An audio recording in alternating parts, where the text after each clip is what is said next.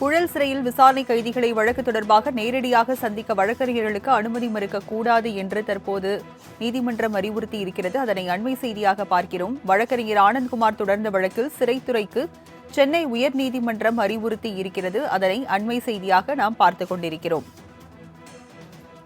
கைதிகளை சந்திக்க அனுமதி மறுக்கக்கூடாது என்று சென்னை உயர்நீதிமன்றம் அறிவுறுத்தி இருக்கிறது. புழல் மத்திய சிறையில் விசாரணை கைதிகளை நேரடியாக சந்திக்க வழக்கறிஞர்கள் அனுமதிக்கப்படவில்லை என்ற வழக்கானது சென்னை உயர்நீதிமன்றத்தில் தொடுக்கப்பட்டுள்ள நிலையில் கைதிகளை சந்திக்க அனுமதி மறுக்கக்கூடாது என்று சென்னை உயர்நீதிமன்றம் அறிவுறுத்தி இருக்கிறது. அதனை அண்மை செய்தியாக நாம் பார்க்கிறோம்.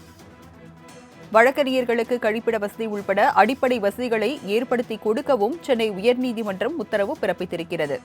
விவரங்களை செய்தியாளர் கிருஷ்ணா வழங்க கேட்கலாம். கிருஷ்ணா, வழக்கின் விவரங்கள் என பதிவு பண்ணுங்க.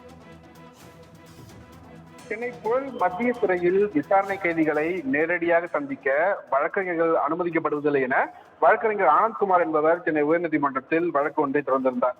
அதில் சமீப காலமாக புழல் சிறை நிர்வாகம் விசாரணை கைதிகளை வழக்கறிஞர்கள் நேரடியாக சிறையில் சந்தித்து வழக்கு தொடர்பாக பேசுவதற்கு அனுமதி மறுத்து வருவதாக குறிப்பிட்டிருக்கிறார். மேலும் சிறை கைதிகளை சந்திக்க ஆன்லைன் மூலமாக மட்டுமே விண்ணப்பிக்க வேண்டும் என்றும், விண்ணப்பங்கள் அனுமதிக்கப்பட்டால் வழக்கறிஞர்கள் சிறையில் உள்ள தொலைபேசி மூலம் மட்டுமே பேசிக்கொள்ள முடியும், ஒரு விசாரணை கைதி மட்டுமே சந்திக்க அனுமதிக்கப்படும் என புழல் சிறைத்துறை நிர்வாகம் தரப்பில் தெரிவித்துள்ளதாக அந்த மனுவில் தெரிவித்திருக்கிறார். மேலும் சிறைகளில் வழக்கறிஞர்கள் நேரடியாக விசாரணை கைதிகளை சந்திக்க அனுமதி அளிக்க உத்தரவிட வேண்டும் எனவும் அந்த மனுவில் தெரிவித்திருக்கிறார்.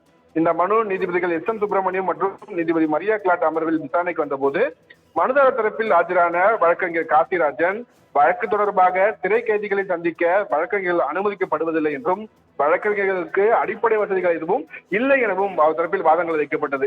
இதை பதிவு செய்த நீதிபதிகள் புழல் சிறையில் இருக்கும் விசாரணை கைதிகளை அவர்களின் வழக்கறிஞர்கள் சந்திக்க எந்த தடையும் விதிக்க கூடாது என்றும், ஒரே நேரத்தில் ஒரே கைதியை மட்டுமே வழக்கறிஞர் பார்க்க வேண்டும் என்பதையும் மாற்றியமைக்க புழல் சிறைத்துறை நிர்வாகத்திற்கு நீதிபதிகள் உத்தரவிட்டிருக்கிறார்கள்.